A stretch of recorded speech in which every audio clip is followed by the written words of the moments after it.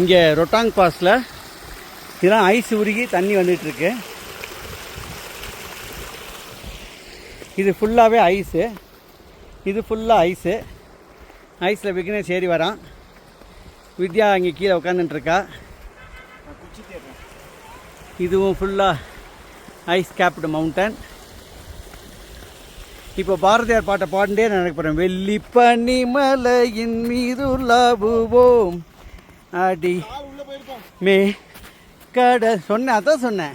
வேணாம் வேணாம், பக்கத்தில் போகாத, அங்கே பள்ளம் ரொம்ப இருக்கலாம். வேணாம் வந்துரு. ஏன்னா இந்த பள்ளம் அங்கே வருது டனல் மாதிரி. ஐ திங்க் இது மொத்தமாகவே இதான்.